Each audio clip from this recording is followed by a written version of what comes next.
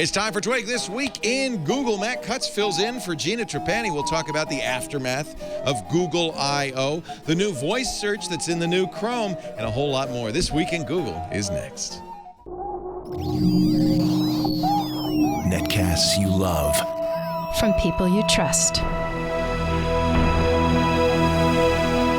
This is Twit. Bandwidth for This Week in Google is provided by Cachefly. CACHEFLY.com. This is Twig, This Week in Google, episode 199, recorded May 22nd, 2013, a pixel sandwich. This Week in Google is brought to you by Ting.com. Ting is a new mobile phone service that makes sense. Save money with Ting. Pay for what you use. You don't need a contract. And Ting offers unlimited devices on a single pooled plan. To save $25 on your first Ting device, visit twig.ting.com. And by 99 Designs. 99 Designs is the world's largest online graphic design marketplace, connecting businesses seeking quality, affordable designs with a community of over 200,000 graphic designers. Visit 99designs.com/twig to receive a free design consultation.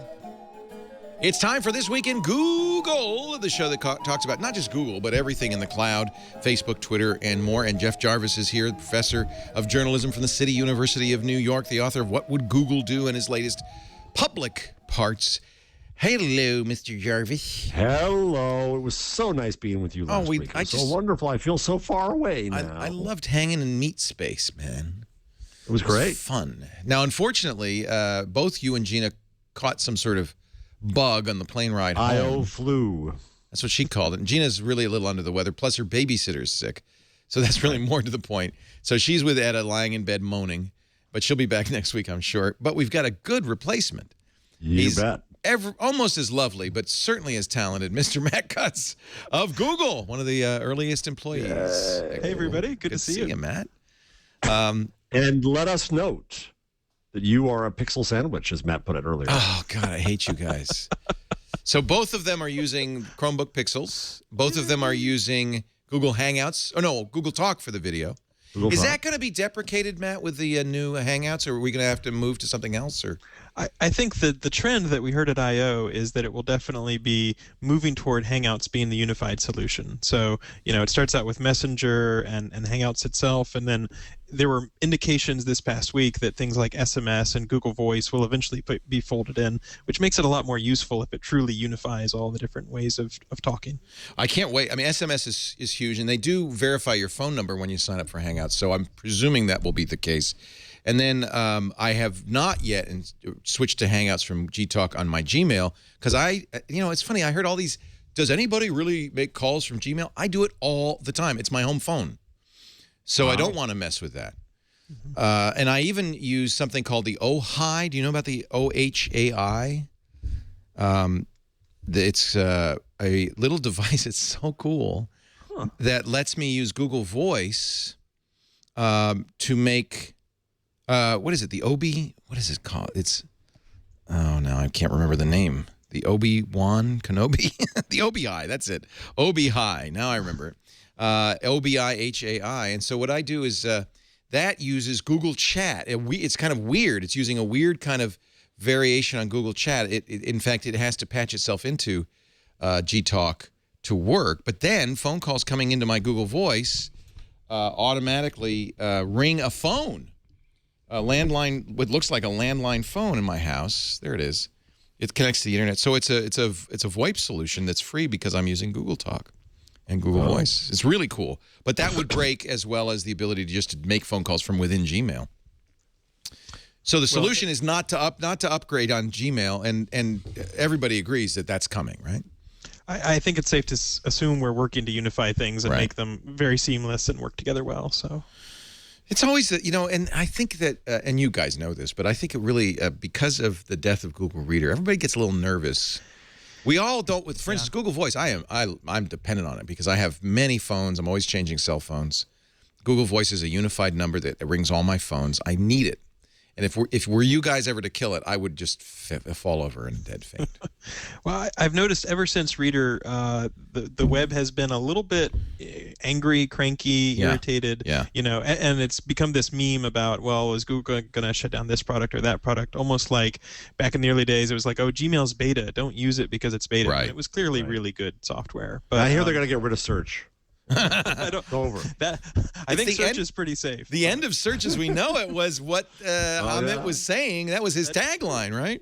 That's true. Yeah. Amit Singhal was saying it's the end of the search as we know it. By the way, I don't think I'm stealing anybody's thunder, but the current versions of Chrome have voice search. Yes, they do. They don't have the hot words yet, right? No, you can't say "Okay, Google." Not yet. Which I can't wait for. I know. It's going to be fun. The search is there. Yeah. I tried So, it. But the only real difference is, right, she answers back to you. well, you and I are probably part of the.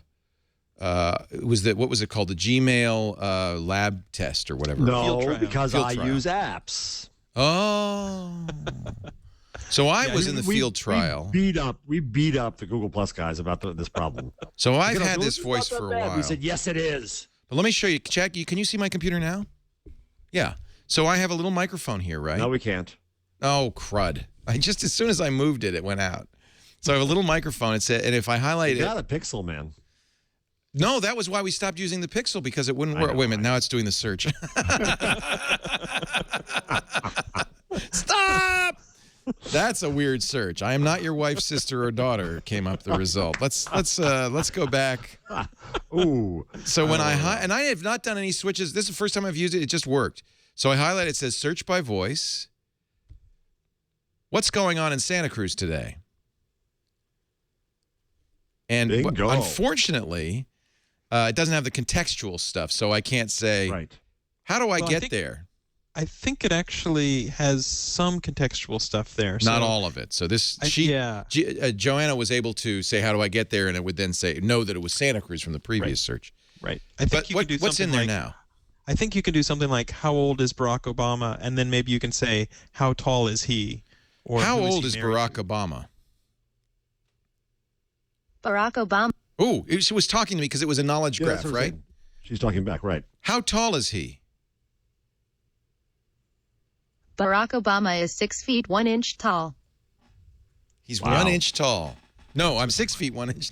That is so cool. So if it's a knowledge graph, Right. it has to be And one of so- the Google Now card.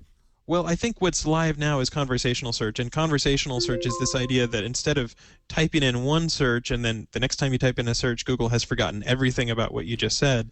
If you start Right. to refer back to a previous search, like who is he married to, or who are their daughters, then we start to disambiguate what the pronouns are and what you're talking about. Or grammatically, I would call it antecedent search. That's true. Yeah. He's a I'm not sure. professor. You'll just have to forgive him. Sometimes it slips out. So Matt Cutts, Danny Sullivan just said, Matt Cutts, tell Leo about in Twitter, and then I have to click the link to see. So let's see what Danny Sullivan said we should be checking out here.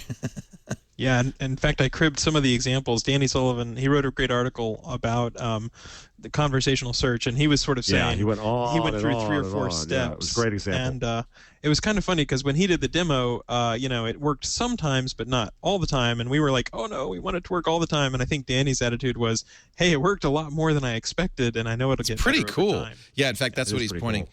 He's pointing to. He's pointing to the conversation. He says you can go on with the Barack Obama thing. Yeah. Yeah. Wow. You can do 3 or 4 levels deep if you want. Like his wife, I think, is one of them. He did. Well, you can do it with anything, right? So you can say, how old is Barack Obama, and then who is he married to, and then you can say, how tall is she, and so you can chain it. Wow. into a long conversation. Yeah, so Danny did this. So he said, who is his wife? And he got Michelle. How old is she? Then they got her age. Wow, that is really cool. I love that it talks to you. And is it your understanding, Matt, that they're going to? By the way, we should mention Matt Cutts is here. You did. Did I say Yeah, he's here? you did. Matt You works did. for Google, and he works to stop web spam, and he does these great Webmaster videos that everybody should see. In fact, we're going to play with the philosophy one in a little bit. But so Matt knows a little bit of wherever he speaks, but we should always, as I always point out when he's on, he's not speaking for Google. He's just speaking as a friend, and he has a cattle prod under his chair, and if he does anything wrong, you're going to see him start buzzing. Please don't fire me. Please don't fire me. now I gotta do this. I'm sorry. Who is Matt Cutts? Oh, I doubt that'll work. According to Wikipedia, Matthew Cutts works for the search quality team in Google, working on search engine optimization issues. Whoa, mind blown. Who's Leo? How Laporte? old is he? I don't think that's in Wikipedia. No, it doesn't. So that was from your Wikipedia? Yeah, basically a lot of the knowledge graph comes from Freebase, and a lot of that in turn comes from Wikipedia. So if you have a Wikipedia entry, we're more likely to be able to answer questions. And it's neat. We'll highlight in the knowledge graph the attributes that we think are important. So you'll see different stuff for Justin Bieber than for Barack Obama, for example. I got to do it. I'm sorry. Who is Leo Laporte? According to Wikipedia, Leo Gordon Laporte is an Emmy Award-winning American technology broadcaster, author, and entrepreneur. Got the Emmy Award in there. Yeah, thank you, Google. Hey. Of course. Who is Jeff Jarvis? Uh-oh. Who? According to Wikipedia, Jeff Jarvis is an American journalist, professor, public speaker, and former television critic. Right? That's pretty good. I should, from now on, this is how we're going to introduce all you guys. I'm just going to play that. Ask Google. Who are you? That's so cool. I love this. And you know, of all the demos, we saw so many cool demos, and it's hard to pick just one. But of all the demos at the keynote we saw last week, I felt like this one was the one that was, to me, the most astounding, the one Joanna did, and the one that was perhaps less covered than it ought to have been. Because that's the talk about the Star Trek world. That's it. Yeah. Yeah, and you know, it's funny because a lot of these examples are sort of toy examples like Barack Obama, but you can try, you know, who is the Prime Minister of Turkey, and you'll still get really good info, you know. Who is the Prime Minister of Turkey? You made me do that. The Prime Minister of Turkey is Recep Tayyip Erdogan. Wow. So he recently met with Barack Obama about Syria or something like that. So it's getting to a point, and then we'll have hot word detection soon. And a hot word is basically when you say, "Okay, Google," and that wakes Google up, you know, Chrome, so that it's listening for a question. So you know, you're in the car or whatever, and you can just say, "Okay, Google, I heard about this. I want to ask about this question," and the barrier for doing a search is much lower, and the results and you get don't back even are have to hit your chest. Yeah. When does Right? Yeah, the communicator. when does this when does the always on voice go come up? Do you know? I mean, you probably have it already at Google, but normally Chrome puts out updates every 6 weeks or so. So you know, I think There's a Johanna new said one something just like out. later this summer. okay, so it's going to be 6 weeks or so. Yeah, 27 just came out yesterday. Okay, so Right, I get it. So it needs a Google update, a Chrome update for this to work. Usually, yeah. That's I'm not No, 100% let me sure ask you about this. hot word, but I'd assume that. And this is only in Chrome. I noticed it's not in Internet Explorer. I tried to get it to work, and it didn't. Well, no. yeah, Yeah. not Matt, an Internet is Explorer. it normally for something like Hot Words, would it come out in the beta before it comes out in the stable release? Yep. Or yep. they just Normally hold you'd off? see it show up in what they call Canary, and then Dev, and then Beta, and then Stable. That makes so sense. if you really want to live in the future, you can sign up for the Canary build, and you can see everything just as it's being checked in. Is Oh, Canary man, well, is Canary pretty stable? Whenever I've done it, I've usually done developer. Canary is basically like a nightly build, and so you can have occasional trouble, but it's, you know, if you I really want to found live on the Dev edge. was Dev was pretty dicey for me. So I'm in well, beta and happy, but Dev was. Yeah. And I've you I've cannot been- downgrade. Yeah, you can downgrade. But I've been using developer for a long time, and I've had to downgrade to beta maybe twice because of various, like a bug in Google Docs or something like Actually, if you go to Canary, which is the daily, right? Is the dailies. Mm-hmm. It says, at least here, it will run in parallel to any other channel you've installed. So you'll get two browsers. Right. So you don't even have to worry about a downgrade if Canary's wonky that day. Oh. So I'm going to install Canary right now. That'll give you the best shot at having Well, always my on voice search. fellow Pixel mate. Well, we can't do that on Pixel though, right? Because it's a the little browser is it's a the little OS. trickier. Yeah, because they want. I mean, the last thing you would ever want to do is brick your computer. Which if you Right. upgraded to a Chrome that wasn't stable, that could have consequences. So I think That's for a the good most part, point. they If Chrome keep is you your on- only interface, you really don't want to break it. you're like, But that's not why okay. people get Chromebooks in the first place anyway. They get a Chromebook because they want reliability, security. So beta, I mean, there is a developer. In fact, that's how Jeff had been running, is in developer mode, so he could use Skype. Well, I've still got it in developer mode in case it is a backup to this, but I'd like to get to normal reading. Matt, do you want to mention your 30-day challenge you're on right now? You told me about? Yeah, so I'm actually, every month I do a different 30-day challenge to try something new, and my 30-day challenge this month is actually to use a Chromebook Pixel for 30 days as my primary computer, and it's been really easy. There's only been a couple times when I've wanted like a Linux laptop. That was a loaded question. Jeez Louise. No. Actually, having received, and I should say this was my free Pixel from going to Google I/O. It's really great. I'm not dissing it. I like it a lot. It's merely my only thing is you probably don't want to get it if that's going to be your only computer. It's hard to. It has been my only computer for 3 months. I know, but you're not a programmer. You're not a photographer. No, you're I'm not. You're a writer, and a writer's needs are few. There are very few programmers in the world. They are strange. All right, I've just shifted to Canary. I'm excited. Anything could happen at any moment. So Matt, what have your hiccups been? Oh my goodness. Well, one's really obscure, but the one that was the funniest to me is, I don't know if you guys saw earlier this month, John Dvorak's blog got hacked. Yes, yes.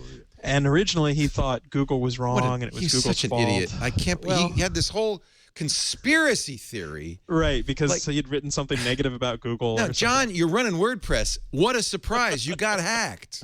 Yeah, well, an old version of WordPress. Exactly. Jiminy. You got to keep it patched. Yeah. So I wanted to use the program called wget just to fetch the page, so I could show him, hey, here's the part of the page that's hacked. Right. And that there's no wget. There's no installed on the wget. Chromebook. There is a terminal, but you can't install arbitrary Linux commands in it. Or? You'd have to install Linux or something. But I could have SSH'd to a computer and then used wget. But I was a little lazy. So there is, in fact, there is an SSH for Chrome extension. I've used that. Yep. Yeah. There's on the Chromebook Pixel. There's an SSH built in. Oh, okay. Like secure shell, I think they call it, and it works really well. So, are you coding on it? I have done a little bit of. I'm trying to tinker with my blog and sort of reconfigure it a little bit, and so I have been SSHing into my press host, my web host, and like tinkering with configurations and stuff like that. A lot of people at Google use it for coding and really, yeah, they've actually been pretty happy. What do you use? Programmers often just stick with like VI Terminal. or Emacs or something. They're using like VI and Terminal. Never mind. I don't know. What's wrong with Emacs? Come on now. I mean, you should be happy. You little Lisp coding, and you can do anything. Exactly. Yeah. Okay. Yeah, you're right. What am I asking? You're not using IntelliJ. They're Right. Yeah. But it's things like that. If you're using the computer as a more serious tool, you need an IDE or something. They're going to be with your judgmental ways, putting your lording yourself above. That your uses are more serious than mine. And Trey Ratcliffe was sitting here on Sunday, me. and he said that he didn't say it replaces Lightroom, but a camera awesome and all of the things that it's whatever it is doing. I agree; those are great. I love the automated GIFs. I love what it's doing. I like the automated GIFs too. Yeah, aren't those cool? Yeah, all right, a little GIF joke. I got the GIF. I am not going to be. I do not believe in the tyranny of the programmer. Just because the guy wrote it doesn't mean he gets to say how it's pronounced. But you called it GIF, right? I did because I feel guilty. So we get to call you Leo Laporte. Just because it's your name. That's my name, not the. Well, I don't care. So do you call it GIF, Jeff? No, it's. He's Jeff. No, because it's not a J, it's a G, it's a GIF. But a giraffe is spelled G-I. I have to admit, I pronounce it GIF, and like on Twitter, all the people who call it GIF are like, "Oh, you people are so smug! I can't believe language evolves," and all the people who call it GIF are like, "Of course, that's the right way to do it. You can only do it this way." Well, there is, English does not give us a clue because gift, G-I-F-T, gift, and giraffe, G-I, both have, there's two ways to do it even before an I. So English helps us not a whit. I don't think just because you wrote it means you get to say how it's pronounced. Frankly, I think I get to say, as the guy who is the only guy who pronounces most of these terms on the air and has been since 1991, Leo Laporte, am the guy who gets to decide how things are pronounced. Here's what As I want. president of the internet. I am president of the internet. But seriously, you are. Until recently, people weren't talking out loud. It was all the written word. Right. Yeah. And so there was, nobody knew how to pronounce it. We fought in offices. Oh, we fought. I want somebody who's Dutch to say it. Gif. Gif. Like Van Gogh. Van Gogh. Yeah. It's a gif. This is the geeky, the nerdiest discussion. We need Gina here. I love this it. This is the geekiest discussion. I love it. So we are going to get at some point this summer, you think, we'll get that. Now, let me ask you about the always on in search. Because one of the things that some people have brought up, doesn't bother me, is that, whoa, that means Google's always listening. Is it always scanning all of the sounds it hears looking for OK Google? That's a good question. I think if you were to enable the hot word thing, I think it would be listening to It'd have to. that pattern. Yeah. But of course you don't have to enable it. And it's local. Right. It's local only. Right. That was the thing you asked that question, interesting. Leo. It's local. Well, I would local, assume that the hot word detection runs locally. Yeah, it's not like in you Chrome. stream a bunch of audio over the net. Like that. That would make sense. That would reassure people. So it's just some audio grep going on in the Chrome. Right. And, it's funny because Chromium is open source. So I love when people get paranoid and they're like, Chromium is watching or Chrome is watching everywhere I go on Google. It's like, okay, number one, it's open source. And number two, you can turn on Wireshark or Ethereal or whatever you want to call it and watch as you're surfing. So yeah. Exactly. That's one of the reasons I like open source. So you can, by the way, the Blink team this week removed 8 million lines of code from WebKit. Was it Blink or was it Apple? I think Apple. Apple did it? Because that was, I thought the reason that they were forking WebKit is so that Blink could take out all of the code for platforms they didn't care about. Right. Well, and that's true. And so for people who don't know, WebKit recently forked, and so there's Blink, which has got a lot of Google contributors, and WebKit continues to have a lot of Apple contributors. Opera went with Blink. Different people are sometimes slightly picking sides, but both sides have started to clear out code that's not maintained. So I think something called Shadow DOM got deleted on the Apple side because there wasn't a maintainer for it anymore. Well, that seems fair. By the way, can you call Danny Sullivan and see if he wants to be on the show? He keeps tweeting me. Absolutely. Yeah, he was tweeting before. He sounded like his nose was at the window. Kevin Marks does this every once in a while. Please come on the show, Danny. So one of the things he says is, of course, OK Google is only heard by Chrome, but everything after has to go to Google for the search. Right. But now, that's I guess know obvious. that. Well, but Danny wanted to make that clear, and that's completely appropriate. At the same time, like with Android, voice recognition, it tries to be accurate and it sends it over the network. But if you don't have a network connection, your Android phone will try to do voice recognition locally as well. And so you can imagine having those sorts of fallbacks. But yes, it's true. To do the best voice recognition, you want to send it over the network. All right, I got Canary running. Let me just try here. I'm gonna talk to Canary. Okay, Google. Nothing. Well, it's your Windows machine, no doubt. Yeah, it is, but no, not. Canary on Windows. The other one worked. Well, you don't have to turn it on. I think you have to turn on the function, Leo. You've got to go into flags. I'm not exactly sure. It might be a Chrome extension for now. I don't know exactly how they plan to roll it out. That's all right. I'm sure it's not in here.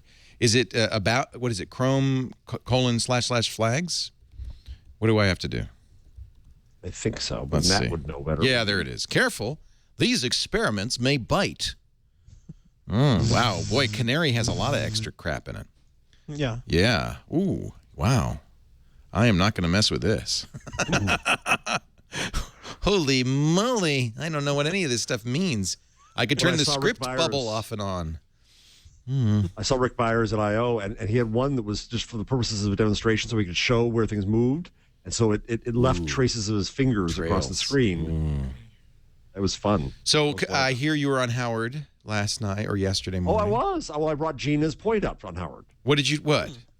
Because Zach Braff was on. Yeah. And talking about Kickstarter, and Howard was trying to understand Kickstarter and all that. And so I called and I said, I don't agree with this because I like Kickstarter. I like you, Zach. I like what you're doing on Kickstarter. But I've heard some people, Gina Trapani, say that they fear that Kickstarter will be taken over by famous big Hollywood mogul types like you. And he insisted not. And he said he's been spending the last last month explaining Hollywood financing to people, and said that the one thing that Kickstarter told him was that Veronica Mars and Zach Braff brought a huge number of new contributors to Kickstarter, who in turn contributed more than $400,000 to other things. Oh, that's interesting. Isn't it? That's very interesting. I have to admit, I did join in on the Kickstarter for the Zach Braff thing because... Did you? Yeah, well, he had some tier that said, at this much, I will record 20 seconds of video with you saying whatever you want. And so he'd almost do like your telephone answer machine message or something. Oh, and that's awesome.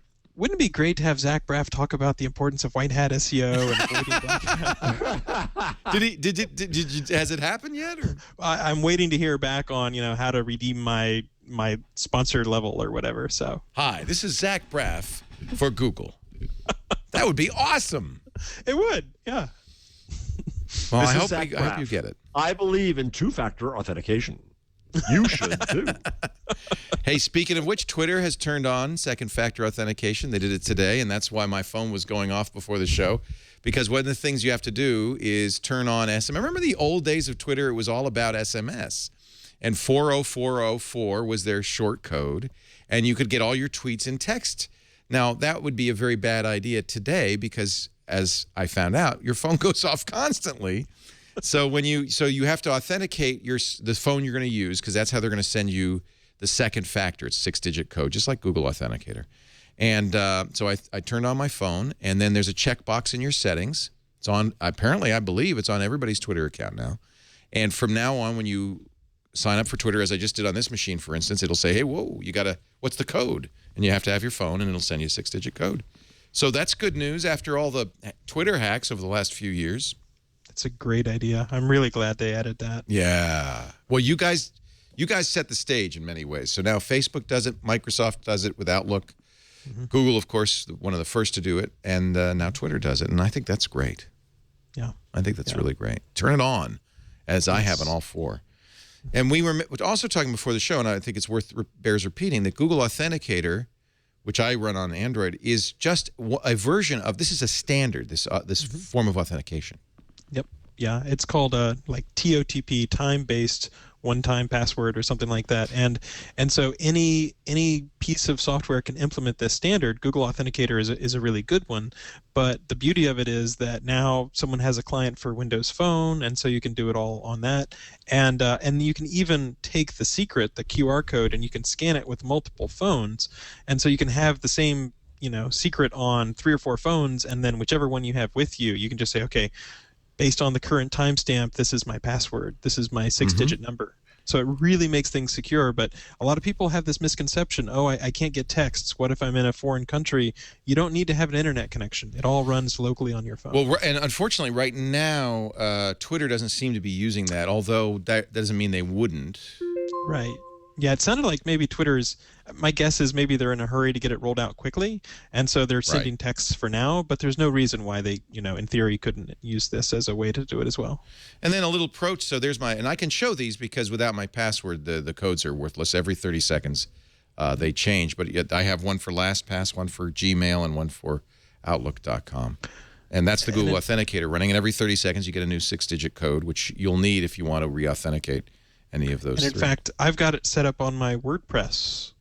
So the standard is implemented by a lot of people. I did a blog post a little while ago that talked about the number of people that support it, and I think it's LastPass, WordPress, Dropbox, Amazon Web Services, Drupal, Stripe, DreamHost. YubiKey uses it, and then that's in addition to all the folks like Microsoft and stuff as well. So isn't that great? It's a little bit of hassle, but it really gives you so much more protection. Every bank should be using it. Amazon, please, we're begging you, Amazon, start using it. I mean, all of these places you're giving, this password's important, and having a second factor just makes it so much. So now let me ask you. So that means before you do admin on your WordPress blog, you're asked for the code? Yeah, every time I try to log in, it says, give me your password, and then it's the exact same. Type in the 6-digit number, and it changes every 30 seconds. So I just whip out my phone, and then it remembers it for, 30 days or something like that. So it's not like I have to type it in each time I want to tweak my WordPress blog. Do you know the plugin's name? I'm going to look it up. Yes. I believe it's just called Google Authenticator. Oh, okay, cool. Yeah. So if you use WordPress, just search for a plugin called Google Authenticator, and then look for the one that has a lot of downloads. Not the one that 4 downloads. Right. Google Authenticator will protect your site. Yeah. No? The one I'm looking at, 17,517 downloads. That sounds right. Yeah, I think that's the one. That is really great. Matt. So let me ask you this, since I happen to have you here, just as it just happened on Twitter. There's this thing I'm getting now where Russian accounts find old tweets and then retweet them. Yeah, that's happening to me. Out of nowhere. I get a ton of those. Yeah. What do you think? What are they trying to do? Well, okay, if you're writing a bot for Twitter, you can write nonsense, or you can cycle through like 10 ebook, common like quotes. what is it? Horse ebooks. Horse ebooks, yeah. Or you can, have a list of 1,000 predefined tweets. But the easiest place to get tweets and content would just be to mine the history of Twitter. So I suspect they're trying to look real by just recycling your content. And so but I've always wondered what is the value in these Twitter bots? Well, if you're a spam fighter at Twitter, you probably say, well, most Twitter spam accounts are probably 2 days old. So now if you're a smart spammer, you probably say, oh, I'll leave my account around for a long time, make it look normal, tweet 3 times a day. Right. And then 3 months from now, I'm ready to attack people and I look like a real Twitter user. We're waiting for waiting for horse ebooks to do that. Apparently, this is a very long-term strategy from them. They've got 17,000 tweets and they're still just random. Yeah. I think they've realized, hey, wait a minute. We're getting a lot of traffic. No, every once in a while, see a millionaire speaks, that is a plug for a book, right? That's spam. Yeah. Yeah. So, so Matt, do you and other spam fighters like the Fabulous Four get together? Whenever we came up with the rel no follow attribute, it was great because there was a lot of people. I think we met at Yahoo, and a bunch of people were all at a round table. But at the same time, you have to worry about you don't want to be accused of collusion or anything like that. So we often see each other at search conferences, but it's not like we compare. What do you think of these guys? Oh yeah, we don't like them. That sort of stuff. That's a big issue, isn't it? You can't companies. Have to be very careful. You need a lawyer in the room. Well, and it makes sense that if we can cooperate with other search engines on like how to reduce malware, or completely open standards, all that sort of stuff. So we've done some of that, but you have to be a little bit careful, which is a shame. That makes sense. Yeah, it is. But you don't. I just imagine this fun thing where they all get together and play whack-a-mole. What do you hear? What do you know? Who's this horse ebooks? What's going on? So let's take a break. By the way, how is that 30-day challenge going, Matt? How many days in are you on it? I usually start it at the beginning of each month, so I'm 22 days in. And it sounds like you like it. Now, here's the question: June 1st. Right. So that's the interesting thing. I honestly was planning to go back to my Linux ThinkPad, and then I remember it was May 12th. May 12th was the day I was like, you know what? I could just stick with this Chromebook. So we'll have to see for sure. But the screen is so nice. It is. The battery life is better. Yeah. So it is gorgeous. It'll be a tough call. Yeah. It is gorgeous. All right, we're going to take 3 months, Matt. Huh? I've been living La Vida Google solid on 3 months. It's worked. I don't even work for the place, and I've got the pod on my back. It works. You're the most senior guy living in the Google Cloud with the Pixel, I think. Him and Rupert Murdoch. Yeah. No. What is this? Get it out of here. So can you see my screen now, Chad? All right. This is a wonkiest setup here. How about Danny? I think Danny said he'd do it. No, Danny is unavailable. He only had a few minutes. Oh, he was just in there. Yeah. He said he said that his kid was in the room when I mentioned it, and his kid laughed. Yes, yeah. Oh, Daddy, they're talking about you. Exactly. I love it. Hey, let's talk about Ting. Ting is cell phone service reinvented. No BS mobile service. They're an MVNO. That's a mobile virtual network operator. It means they resell a Sprint network. So if you've got good Sprint coverage where you are, you really ought to look at replacing your current carrier with Ting. Here's why. There's no contract. It's always month to month. Always month to month. There's no early termination fees. There's no bundling or ride-along services. They don't charge extra if you use more bandwidth. They rebate you the bandwidth. Actually, they don't even charge you in the first place if you use less bandwidth. I'll show you how that works. You get a credit for unused service. It includes, with all Ting phones, voicemail, caller ID, tethering, hotspot, no charge, three-way calling, call forwarding. Nothing mysterious, and it really works great. If the best thing to do is go to twig.ting.com and do the little savings calculator. Bring your cell bill, or you could just go directly to plans and kind of do a sample. Let's do one right now here. It's $6 per phone, so this is great for companies or families that want to have a lot of phones. Let's say 4 phones, a family of 4. So that's $24 a month with the phone. We'll choose our plan. We don't need a lot of minutes. Let's say 1,000 minutes. We do need a lot of messages. Let's say 2,000 messages. And let's go all the way up on data. Now, this is going to be a shared pool. So with 3 gigabytes of data, 2,000 text messages, 1,000 minutes, the total for the family, for all 4 of us, is $110. 4 phones included. $110. Now, here's the beauty part. You don't use as many minutes? No problem. They don't charge you. What they do is they send you a bill at the beginning of the month and they adjust it at the end of the month. You use more messages? No problem. They just move you up to the next tier. The 4,000 message tier is $3 more. So they just move you up to the next tier, and it's $113. You use more data? Same thing. Use less data? Same thing. So you never pay for more than you use, and you never get a penalty if you use more than you said. There's a wonderful online control page. Geeks love it because you get all, are you an information junkie? You'll know everything about what's going on with your phone service. No hold customer support during business hours. If you call the Ting helpline, a real person empowered to solve your problem will pick up the phone and will stay on the line with you until the problem is fixed, which I love. They also have great customer forums, help system, video tutorials and startup guides and more. So here's how it works. You're going to go to Ting. Bring your bill, do the savings calculator just to see how much it's going to save you. Then go to their device page. Now, remember, these are unsubsidized, so these phones cost a little more, although I'm going to save you some money. And they have a big variety of phones. I mean, they have inexpensive phones.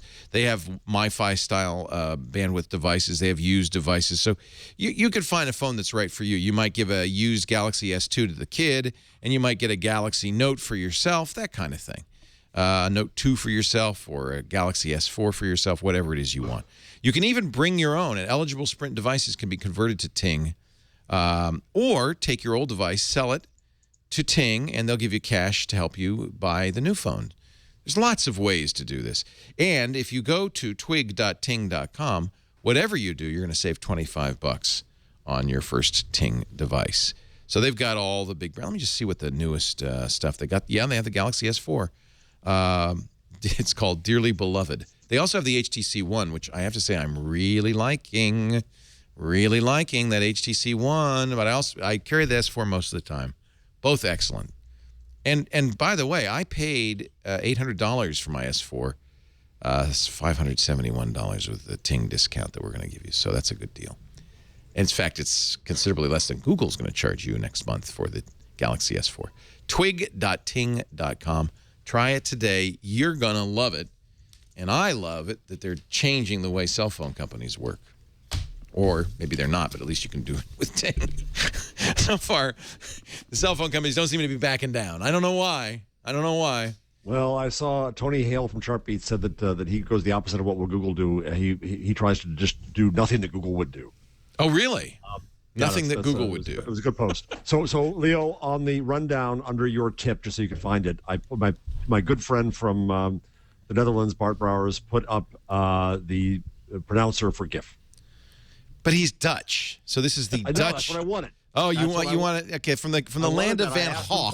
And he did it like that, so you'll see it. All right. Well, that's good. Let's see. Oh, he put it on SoundCloud. So of course. it's not GIF. It's not GIF. It's just GIF. Yeah. I want an animated GIF. GIF. GIF. I mean an animated GIF. He gets the wetness in it that you can't get, you know? Now, Jeff, did they do that in real time? In the amount of time that you asked for it? Yes. Yeah. He tweeted me a little joke. It's CHCHCHCHCHCIF. And I said, no, I have to have SoundCloud. So bingo, Bart was there. That's Bart is a newspaper SoundCloud's guy from Amsterdam. He's wonderful. I love SoundCloud. Thank you, Bart. Thank you. The power of the cloud is strong in this show. It's we can find out anything you want. Okay, everybody, flush at the same time. Let's see what happens. Go to Wikipedia and make a new person. And, somebody in the chat room says Google Now, Flag, and Chrome Beta I guess I could turn on Google Now cards, or I guess notifications, right, in my Chrome beta. So I'll have to play with that a little bit. Wow. That's a good reason to go to Canary. It's nice. It puts a little canary, or you could say gold Chrome icon in your taskbar to go next to the Google colored one. Let's see. What other news do we have from the Googleverse? I'm just trying. As long as we've got Matt, I'm just trying to think of some Google I/O stuff we could go back over. I think it's the case. Babel, which we kept hearing about, that's Hangouts, right? Babel. No. Is it Babel, really? Yeah. Good, because that's what I was calling it until the chat room said it's Babel. But Hangouts. It's Hangouts. It's Hangouts. Babel is pronounced Hangouts. Case you wonder. And are you going to get access to the quantum computer? And why the hell is Google buying one? That's a really interesting question. So quantum computers, are good at exploring a space all at once in parallel. And so instead of doing iterative computation and trying out one thing at a time, they explore the whole space kind of all at once. Like the human brain. Yeah, like the human brain. Human brain is massively parallel. It's not fast. Right. But it's massively parallel. Speak for yourself. We have serial brains, and Google is really good at, hey, the query is Katy Perry, send that out to thousands of machines, and everybody do their computation, and then come back with the best result. So if you read that article, it talks about artificial intelligence, and Larry really enjoys anything related to artificial intelligence. So there might be a couple different angles there that are interesting to them. Would you say, Ray Kurzweil's now at Google, so he's kind of the most famous AI researcher out there. Would you say that things like voice search and Google Now are using AI techniques? I would. In fact, Jeff Dean, there was a good session at Google I/O, and I think the video is live now, that had Jeff Dean and several other Googlers, and they talked about how they're doing deep learning. So they have a project called Google Brain that basically tries to do massive neural networks. So the idea is you don't just have a single level neural network, but you have multiple levels, and you just sort of set it loose on things like YouTube, and it learns to identify cats. And so you can use that for a lot of different applications. Specifically, they've improved the voice recognition, and then once you figure out all the right weights for the neural network, then you can bake that down. And so that's why your Google phone gets a lot better in terms of voice recognition, because the model takes a lot of computation to do, but then it's pretty small once you've figured it out. It's pretty exciting. Yeah. For a long time, AI, natural language, all of this has been a hot topic in computer science, and then it felt like they were giving up, frankly. That we tried it, and it's not really working out.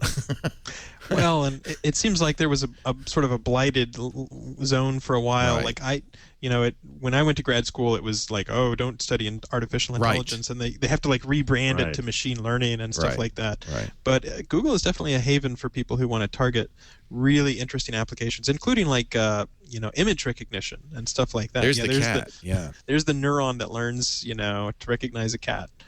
I've seen some videos of this, and it's pretty spectacular. As it refines the vision, it gets better and better and better. I guess you showed a lot of cat pictures, and it starts to say, "Oh, this is kind of the platonic cat." Well, and the beauty is you don't even have to segment it. So you don't have to do any training and say, hey, people come up with 1,000 pictures of cats. Instead, you just literally set it loose on either the web or the images on the web or YouTube, and you let it pick out what are the distinctive things. So if our brain has a neuron for Jennifer Aniston, then you would assume that the deep learning would eventually develop a neuron for Jennifer Aniston. Wow. I think I did that already. Something every time I see her, I go, meow, meow. Did you see this? The Fiat photo bomb on the Volkswagen headquarters in Sweden. some smart Fiat employee. They saw the Street View coming down the street. And said, ooh, hurry. And they drove right up in front of the sign that says Volkswagen headquarters in Sweden. And they put a Fiat there. Oh, man. That's good. I want to see more of that. Yeah, that's fun. Yeah. In fact, down there on the page, I think, Leo, is photos of... you can see the car coming. Car going there. Yeah. Was also caught by the car. Yeah. You can see the whole thing. It's documented. Here he comes. He's driving in. Yeah. That's so funny. God, you know, anybody who sees that Google Street View car, you gotta photo. You gotta find a way. Do something. Yeah. I can't wait to see one in the wild. So here's another odd one, Leo. Today Google had a big tent event in the UK, where they do these things as policy events. That's what I went to New Delhi for. So it was about a bunch of topics today, but they invited Ed Miliband, the labor leader, who came, and knowing full well what he would do, he spanked Google on this tax thing, which I also... Because Apple's getting I've spanked, written in the Guardian about this. I've been on BBC about this. Yeah, Apple's getting spanked right now. Right now, too, but also... Well, the absurdity of this is it's not the problem of the company. It's a matter of, I've said this often now, of lawmakers writing new laws and diplomats negotiating new treaties with other countries. But it's not up to Google to decide how much we think we should pay this, right? They're minimizing what they need. But nonetheless, I thought it was fascinating that they would go ahead and invite this guy without challenge to come on and challenge them at their own event. Good. So I thought it was cool. Yeah, that was what you ought to do. The courage of your convictions. You know, in Apple's case, they're not doing anything illegal, but boy, they're even more than Google jumping through hoops. They created a employee-less Irish subsidiary. There's nobody working there to store the money. Right. And Ireland, their complaint there is with Ireland that they enable this, but with Ireland's financial situation right now, Ireland ain't going to change that. Yeah, but the irony is Ireland gets no tax money from them either. They're a stateless entity, so they pay zero tax. I think, you know, far be it from an engineer to talk about anything legal, but Google does have, I think it's European headquarters in Dublin. Right. And so It's we different. have a large number of spam Right. Yes, fighters in Dublin. So Right. I've been to Dublin to visit them, and they do a fantastic job. Right. So, and I thought the tax rate in Ireland was 12.5% or something like that. No, it's a little different what Google's doing. They're still doing the Irish reach around and the Catalan jump or whatever the hell it's called, but you have employees. I mean, the thing that's kind of blatant with Apple is it's a zero employee entity in Ireland. So it's clearly created for one reason only. Now, Google did transfer its intellectual property to this Irish subsidiary to offshore the tax liability.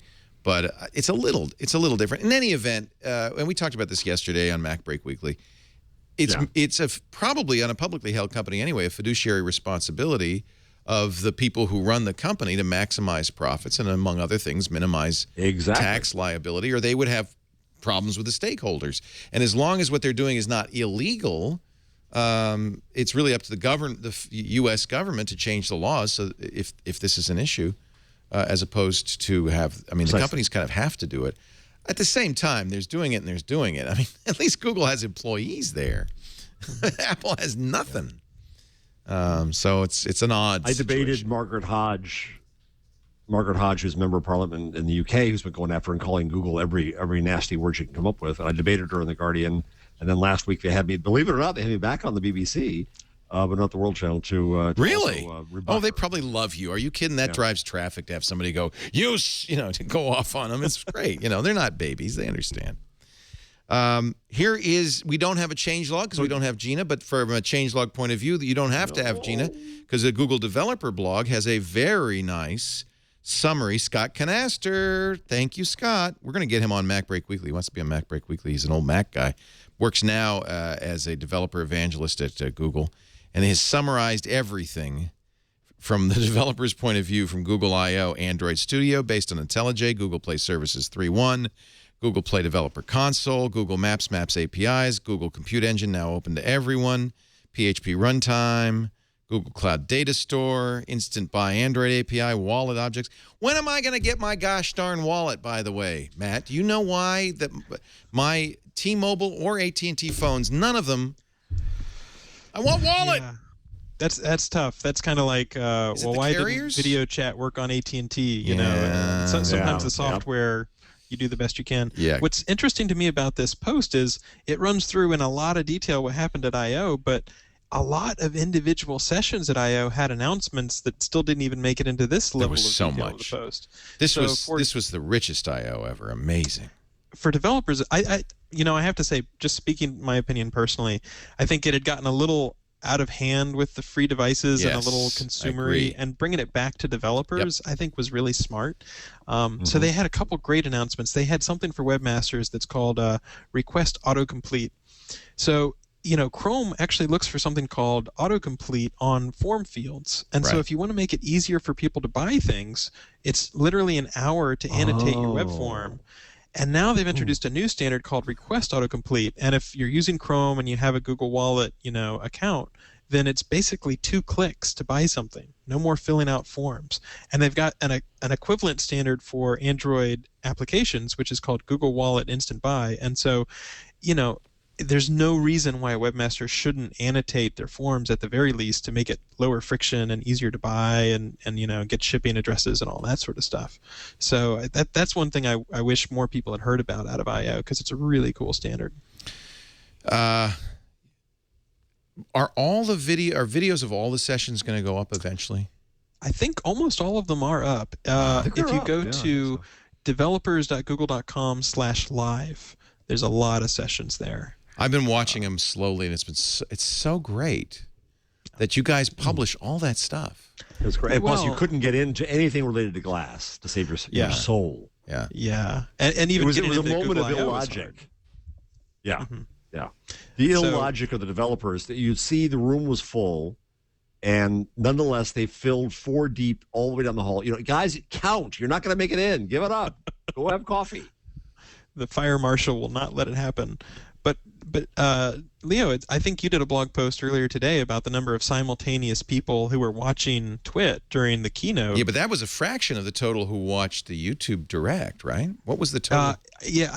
Larry mentioned this number that was something like 1 million. But, if you've only got 5,000 or 6,000 people in the actual room and you have 180, 200,000 people and there's 1 million watching on YouTube, your audience becomes that larger Yeah, group. I agree. And so I like that they put the sessions up within a week or so. Or I even think that's within great. 48 And I hours. contrast that again a little bit to Apple. Apple throws out journalists after the keynote, and all of the stuff is closed and NDA'd so that developers can't talk about what they learn.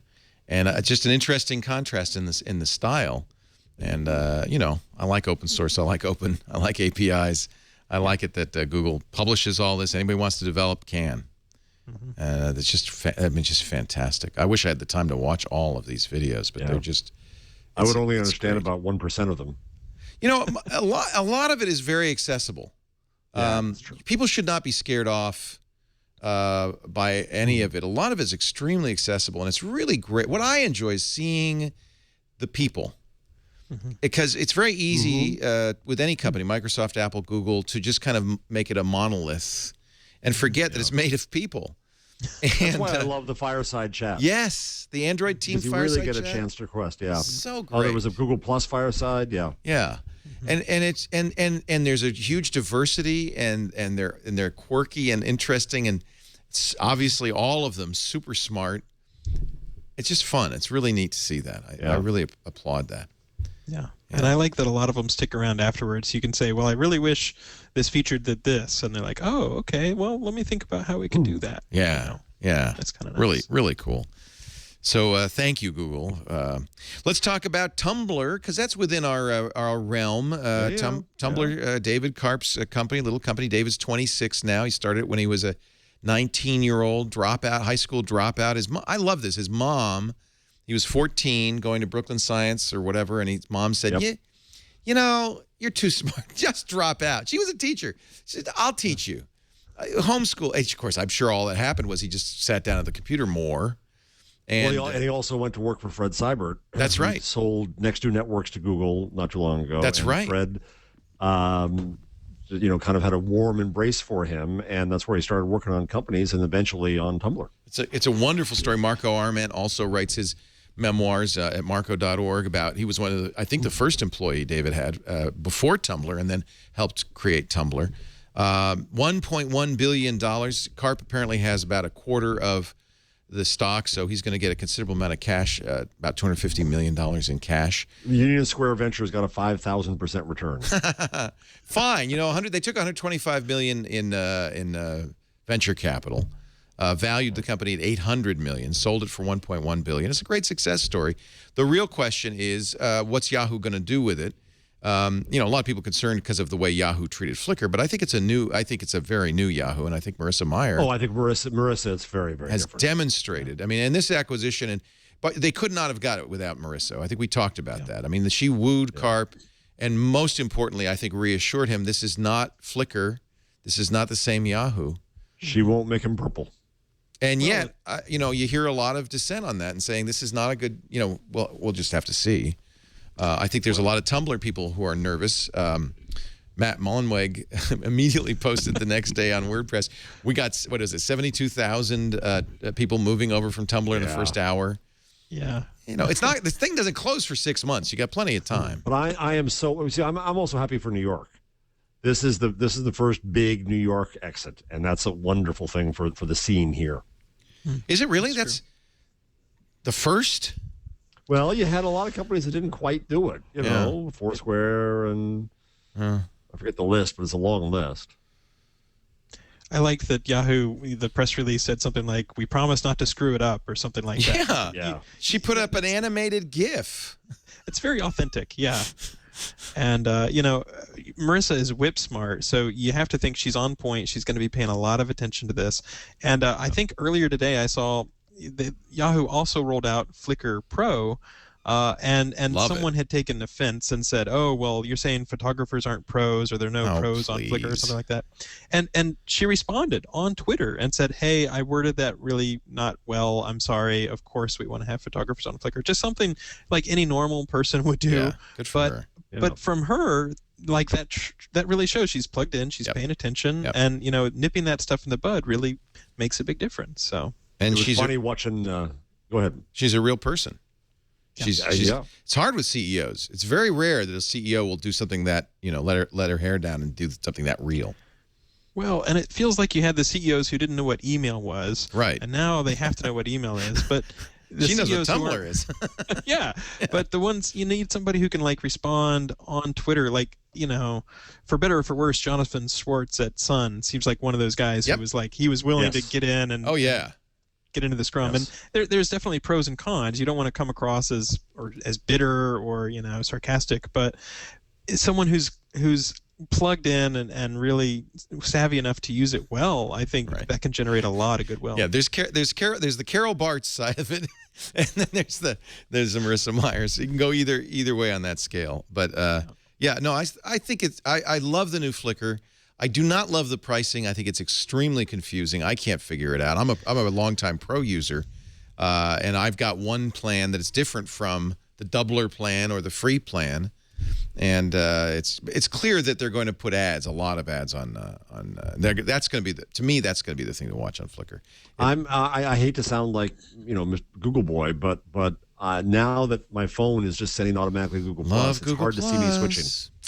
I think Google Plus has a huge advantage here, and I love the new layout. I started posting more because I feel more engaged with it. I think it's more fun to read. The funniest thing though is they've got they'll fix it. But the scroll bar to read comments in the pop-up window, there's something on the rundown I put up there. It's just hilarious how you can have 4 nested scroll bars just trying to go through comments. Oh, this is the threaded comment problem. Yeah. That can be a little bit tricky, but I really like the new layout. You know, I do too. Anything that kicks up controversy outside of Google, you can assume has a lot of controversy inside of Google as well. But the people did a great job of listening to feedback and really polishing out all the wrinkles and sanding down the rough edges.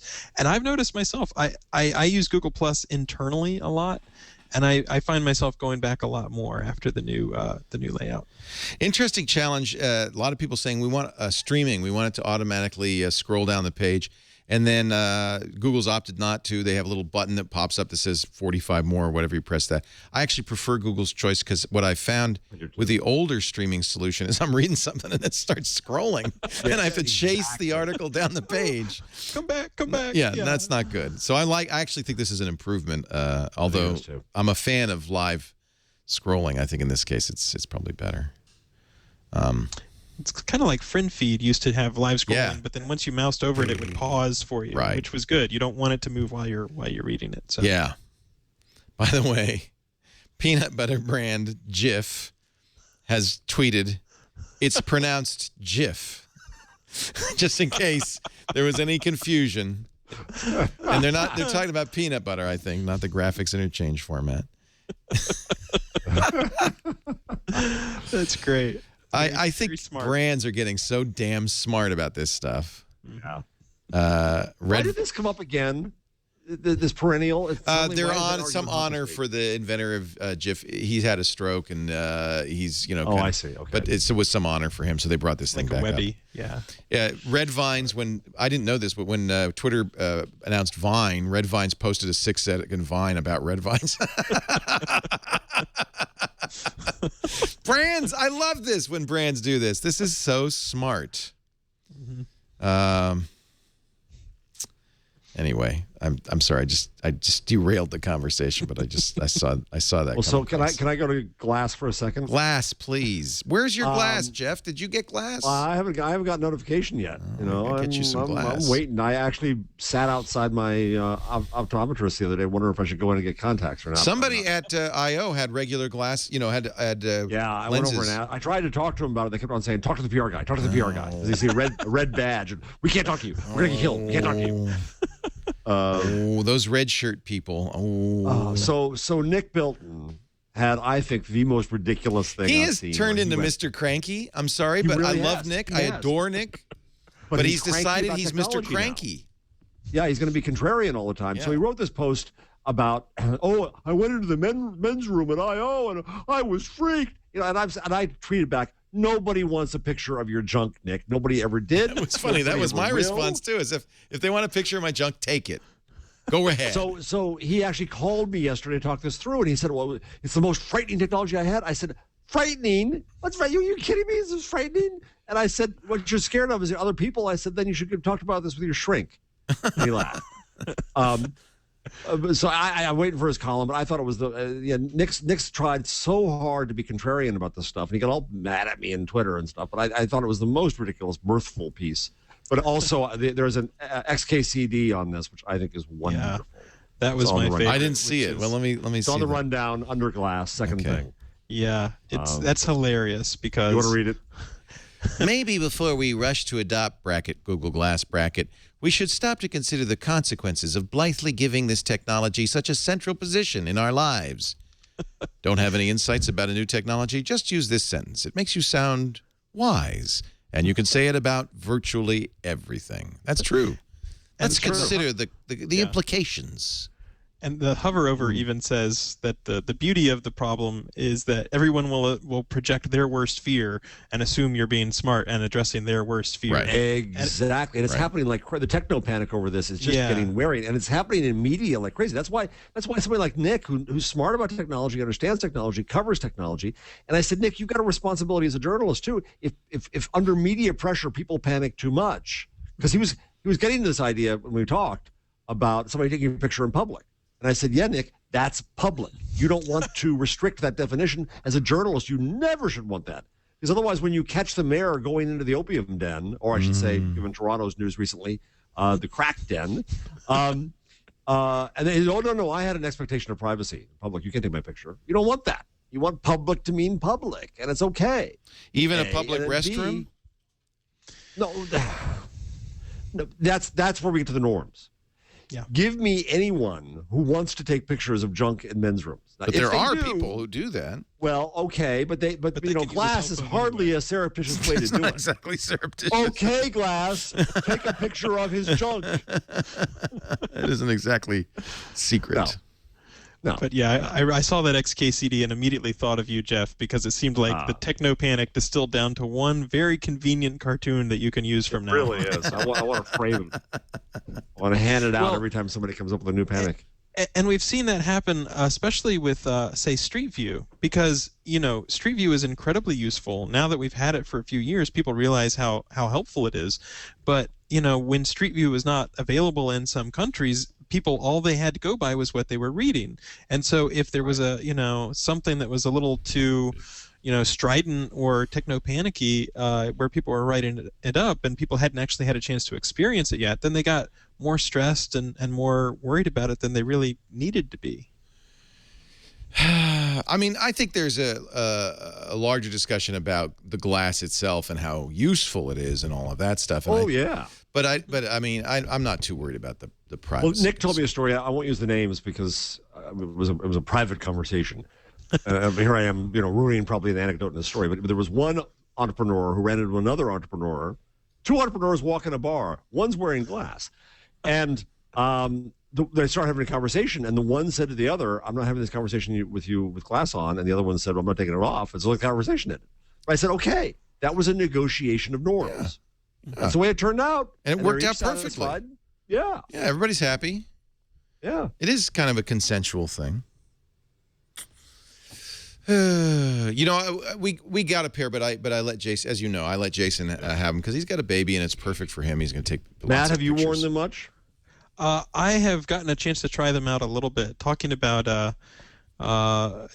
people with babies who have them. It's really funny because there was an internal post by someone who her grandfather, I think, turned 100, and so she put them on her grandfather to record. Oh, and that's great. Wow, it's actually, I'm like a little kind of jaded technology guy, but you get to see the first person perspective, all the people gathered around to say they love them, and then they sing happy birthday, and then he blows out the candles, he blows them all out, and it's so yeah, we do have to figure out the norms, absolutely, but there's a lot of interesting potential there as well. I like what Trey Ratcliffe's doing and others with the virtual photo walks. I think that's really cool. You don't need glass to do this, but they did it at the photo walk on Tuesday. And it actually wasn't Trey. It was somebody else was wearing the glasses, and there were people at home in a hangout who were in this hangout online and watching as they walked around and did the photo walk, or people who couldn't, for one reason or another, move around or couldn't get out of the house. And I just think that that's a remarkable use for this. Yeah. The person I always want to plug when we talk about this is a woman named M. Monica on Google Plus, who is a real great denizen of Google Plus, and she has trouble moving around. And so a lot of these first photo walks were done with kludgy phones attached to cameras, so she could direct them. And now you can take people on tours anywhere. Yeah, it's really neat. So I think there's some real uses for it, but I mean, I'm not going to wear them. I find it a little headache-inducing and distracting. But I could see driving maybe if they allow us to. It'll be very useful for nav, for walking around. There's certain uses to it. I love Google Now, and I think as a Google Now delivery device, it's pretty darn good. Well, and also if you go to the Google Voice search now, I think you get a sense of how Glass is going to operate. Yes, yes. Well, and I was talking to a journalist at Google I/O who basically said it reminded him of the Apple One. Okay, yes, that's what Scoble really said rough. as well. Yep. Yeah, but you could imagine how it would go. Look at that. There's the 100-year-old. I'm really glad that's public because I was hoping that I wasn't revealing anything secret. And if you skip to about, I don't know, halfway through, you can see where he blows out the candles. But it's like you can tell, you can see you can sense the family. Yeah. Which and that's what Scoble said. Scoble said, I have the same. Go ahead. We'll listen. Anything you want to say? It's your birthday. Well, first make no, a wish. it's okay. Make a wish. First make a wish and light your candle. Make a wish. Should it be a silent wish? Yeah, otherwise it doesn't come true. It's pretty cool to think that somebody was born in 1913 is wearing on his head a computer, which is that's great, recording video of his 100th birthday. Yeah. And posting it globally. Yeah. Might not have had electricity, might not have had 1913. They didn't have, didn't have planes, probably didn't have air conditioning. Somebody said that that history begins with the digital camera. That's when real history is beginning. Speaking of the so I've got my 30-day challenge with my Chromebook Pixel, and you talked about digital beginning. Like this month, I've actually paid a lot of attention to trying to. I've digitized my photos. I used Scan Cafe. I've digitized all my DVDs, and for the first time, I had them just on my bookcase, and I started to upload them all to, Google Drive and another service or two just for backups. And I even went through and I scanned. Goodreads has an Android app that lets you scan all the ISBN numbers on your books, so you can upload all the titles of all the books you have in your library. So I've got 1,200 books in our house. Oh, what a good idea! And then once you've done that, Goodreads lets you export that as a CSV, and then you can import that into Google Play, and then you can have a library, and you can slice and dice. So for the first time, all these things that were analog between books and pictures and DVDs, I'm finally kind of making all of that digital, and that's sort of helpful. I forgot to mention, had Gina been here, I would have mentioned this, but Tumblr, David Karp credits, actually Marco credited Gina Trapani with the explosive growth of Tumblr, because several months after it launched, March 21st, 2007, she wrote a life hacker piece that Marco says exploded Tumblr's presence. Oh, if only she'd had friends and family stock. Gee.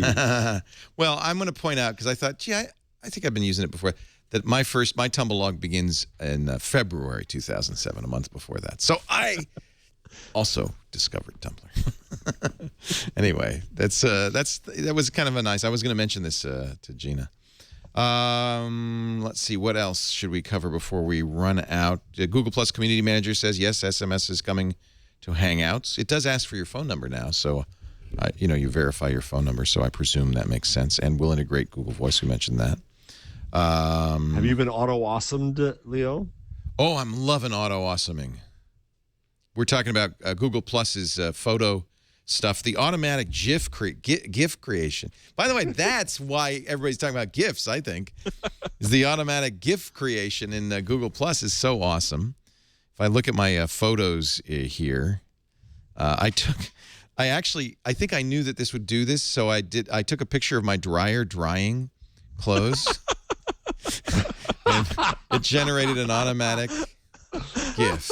That's awesome. It's not the most interesting GIF ever. Awesome, automatically. But it did it automatically.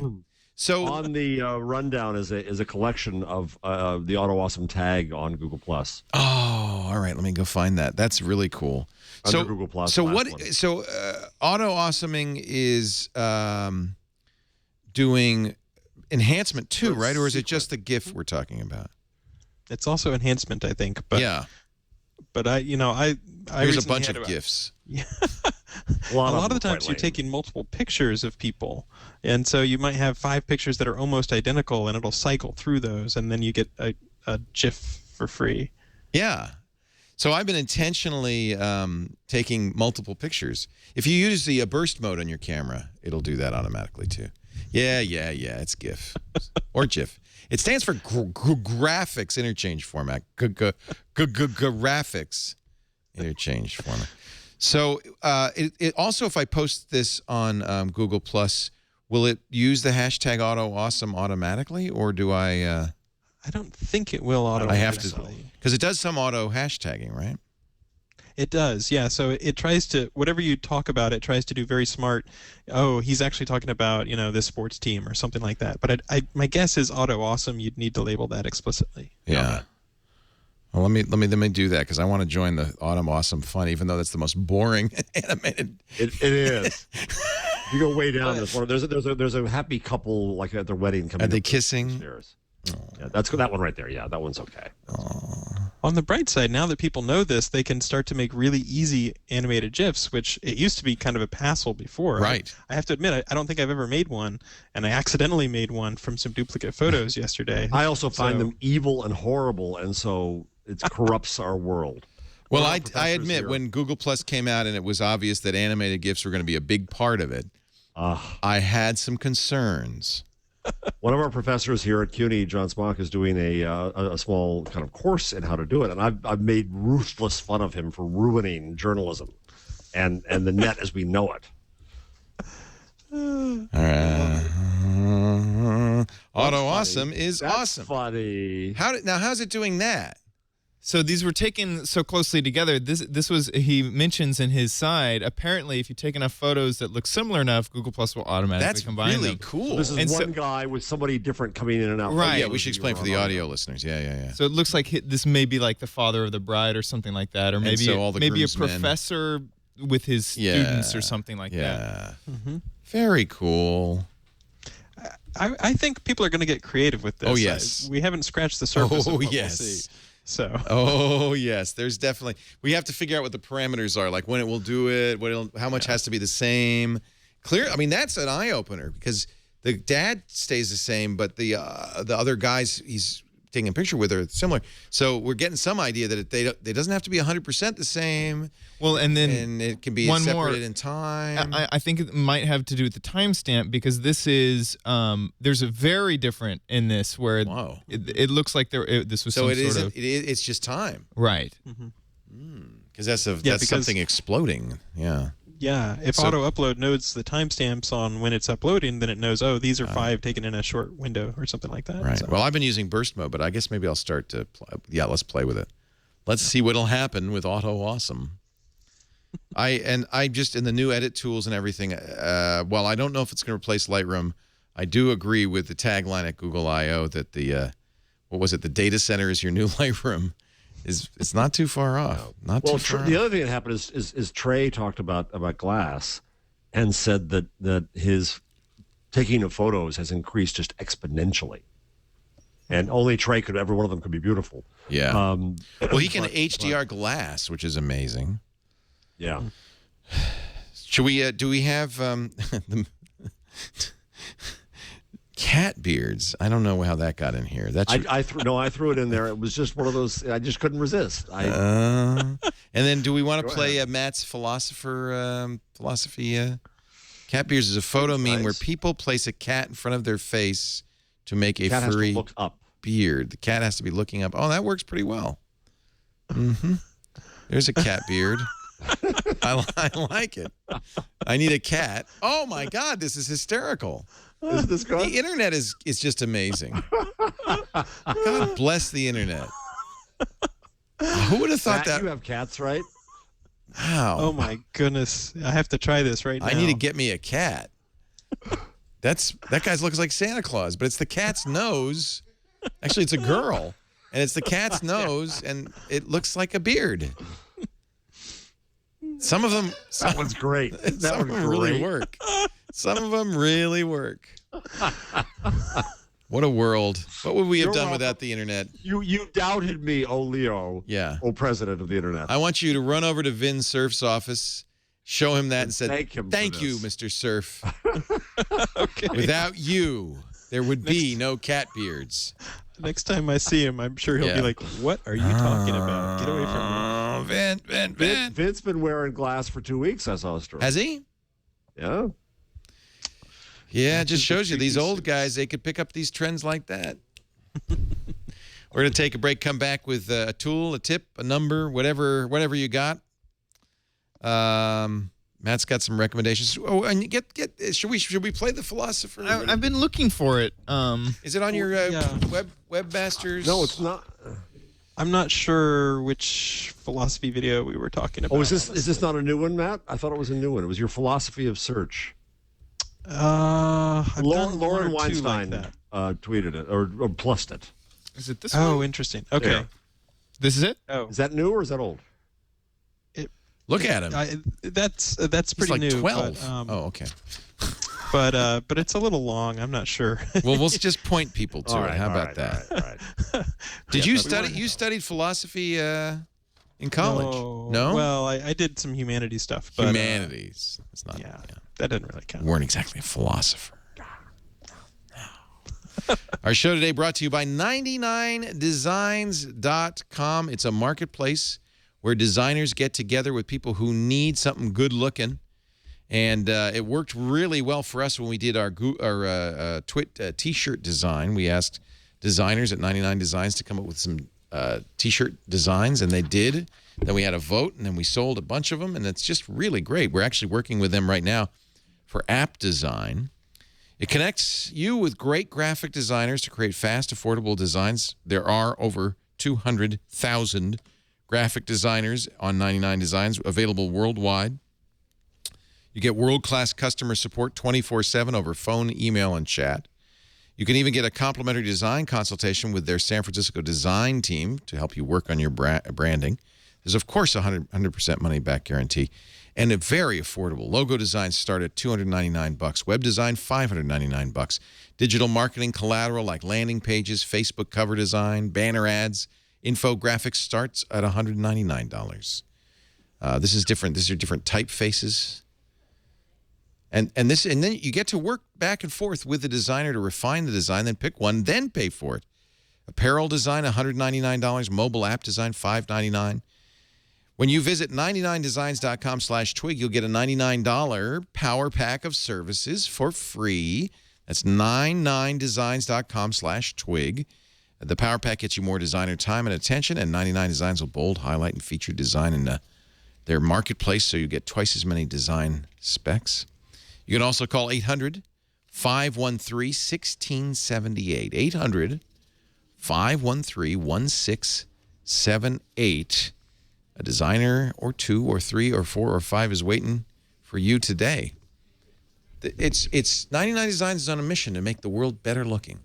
99designs.com/twig. You know, it's the kind of thing I need because I have ideas. I can maybe even program, but I am not a designer. I cannot make it look good. And nowadays, you've got to. That's a big part of it. 99designs.com/twig to get that free $99 power pack. Let's see here. I had some interesting stuff to talk about, but maybe should we start? Normally we'd start with Gina's tips. So Matt, do you want to give us a tip? Yeah, absolutely. I've got a tip. You know, with Google I/O, people were paying a lot of attention to developers and the future of search. You know, answering questions, conversational, anticipating questions with things like Google Now.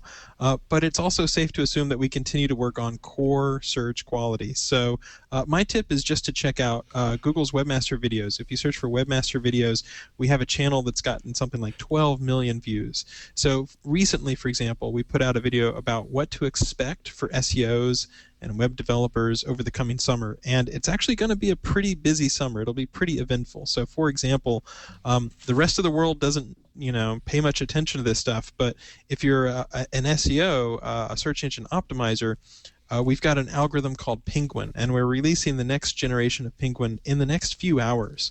So after I get off this program, we're going to go back and we'll start to press the red button, and it's going to have a pretty big impact on web spam, for example. So if you want to keep up on the latest updates, you can search for Webmaster blog or Webmaster videos, and we'll always be posting updates on those. So it's 2.0. It's a leap, eh?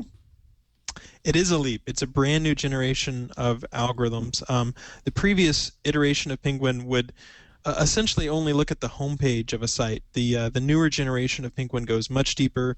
It has a really big impact in certain small areas. So I think something like 2.3% of English queries will be affected to the degree that a regular user might notice. So look for that to come out in the next few hours.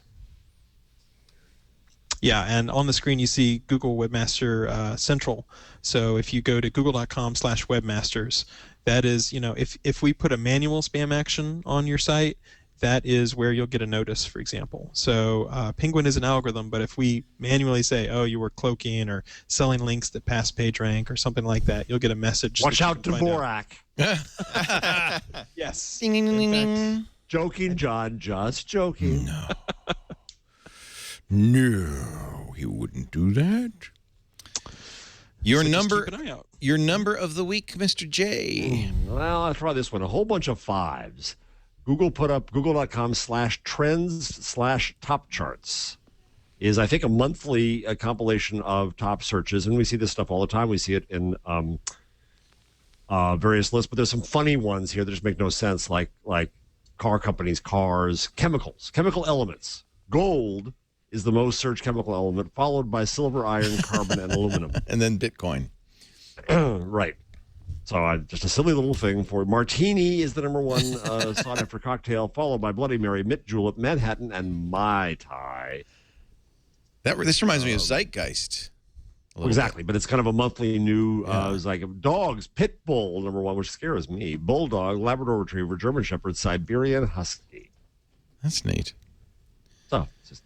I saw Trey's invitation to Zeitgeist. It looks like a giant mousetrap game. Did you see that, Matt? Oh, a little bit. Yeah, Zeitgeist is coming. When is it?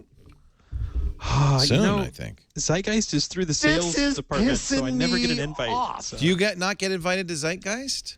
I've never been to a single Zeitgeist, and it's a sales thing. It's like a thought conference for people who work with sales, and so that's fine. That's appropriate. It's not fine. No, it's not fine. You want to go? I think, Jeff. I write a suck up kiss ass Google book. I never get invited. I'm on this suck ass. You should go. Kiss up. you I'm should. sure. Okay, watch this Podcast. I don't get invited. Watch this. I'm sure Stephen Levy got invited. That was mean. Oh man. I love Zeitgeist the page, and we can all get to see that. But I think Zeitgeist is more like a sales event, right? It is, but they do neat things there. Yeah. Well, the invitation is super cool. They do invite a blogger or journalist or two. Oh yeah, they do a lot of neat stuff. It's just it comes out of the sales side. But yeah, Jeff, I agree. They should. If I ran the world, if I ran Google, you'd be going to Zeitgeist. But you will soon I don't enough. Go myself. So let me see if I can find Trace. I actually see you, Matt, as an evil Bond character. Be nice to Matt, or he's going to release all the spam again. Trey said he couldn't take it with him because he's off to China. I think he did get his visa, by the way. But this was the invitation that he received. And so he said he wants to give it away to one of his followers. So if you live in San Francisco, send him a note. He's going to pick randomly and left it at his hotel this morning when he left. That's like Mousetrap. I think that's cool. I don't know what it is. I like it. Where is it being held this time? Do you know? It doesn't say here. Do you know, Matt? No, I don't know. Well, we're not invited, so it doesn't really matter, does it, Jeff? No, we certainly are not. We don't. You and I, we should get together. We'll have a pizza. We're on the need not to know list. No. Well, we'll learn whether any sales side folks listen to This Week in Yes, Google we'll find out, won't we? We shall find out. And they'll say, how much money does Jarvis give us? Nothing. So that's it. Nothing. You'd have to come under the thought leader category, which, there's a significant number of people who do that. Hey, I bought my Pixel. Yeah. Yeah, you spent real money for it. Now you have two. Yeah, I wanted to have a T-shirt to that effect at I/O. I already got one. Thanks. Mm-hmm. Something like that. You can keep it. I don't want it. Something like that. I paid for mine. Yeah. What are you going to do with the second one? You're just going to have two, like one at work, one at home? That's what you should do. Because it's all in the cloud, right? That's one of the beauties of the Pixel. Having more than one Pixel is not a burden. No, true. Mm-hmm. Yep. My tool, actually, we already talked about it, but I wanted to make sure it got in early, is the new Twitter's two-step authentication. You must turn it on. And actually, might as well point out that you can download Google Authenticator on Android or iOS for free. It's a great way to keep track of those second-factor authentications. Twitter doesn't use it yet, but will soon, I'm sure. And Matt and I were talking about this, and he endorsed this. Very frequently, the secret, you add an account to Google Authenticator by taking a scan of a QR code, which gives you your secret number. And it's a very quick, easy way. But what I would suggest is when you get that QR code, whether it's from Google or Microsoft or LastPass or whoever, you save it and put it in LastPass. I keep it in my LastPass vault where it's completely secure, and you want to secure it because that's all people would need to duplicate your second-factor authentication. But by doing so, I can add, as Matt said, add multiple phones. And since I always have a new Android phone, it's important for me to have that QR code ready. But boy, I love it because it literally takes me a minute to add all three authentications to Google Authenticator. I hope everybody starts using this time-based authentication. It's a really great technique, and I hope Twitter does too. Meanwhile, turn it on. You need a cell phone on your Twitter account, and you'll get a text message with the 6-digit number that gives you the second factor. Thank you, everybody, for being here. Matt, it's so great to have you. What a great fill-in. It's great to have you back. It's been way, way, way too long. It's really good to have you back on the show. It's always fun to be on Twig. I'm really glad that it worked out where I could stay with my Pixel. I didn't have to root it and install Skype or anything. Yeah, we should point out that this is the first all G-Talk episode. Yeah, Matt. If I could put Ubuntu on my Pixel, you could.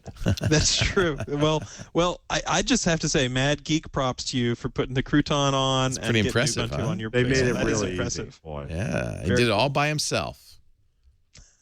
Amazing fellow. Thank you all for being here. Thank Matt Cutts, who is in charge of fighting and rooting out evil in the Google search results. Thanks to Jeff Jarvis. He blogs at buzzmachine.com. By the way, everybody should look at Matt's Webmaster videos. They're just fantastic. If you have a website, that's such a useful tool. And, people always are calling the radio show saying, well, I've got this deal with an SEO company, and they're going to tell me how to raise my Google ranking. I said, you don't need that. Just watch Matt. He'll tell you everything you need to know free. They're very generous. Webmaster Tools on Google. Find it. Watch it. Learn. We do this show every Wednesday right after Security Now, 1 p.m. Pacific, 4 p.m. Eastern Time, 2000 UTC on twit.tv. Please watch live. We love it if you do. But if you can't, on-demand audio and video is always available after the fact. And forevermore, they will be always available. Hundreds of years from now, people will be watching this very show saying, remember when people had to wear glass instead of just plugging it into the base of their skull? Those were the days. And that's at twit.tv/twig or wherever finer podcasts are aggregated and delivered to you. Thank you for joining me. Now, let's wrap it up. Thanks for joining us. We'll see you next time on Twig.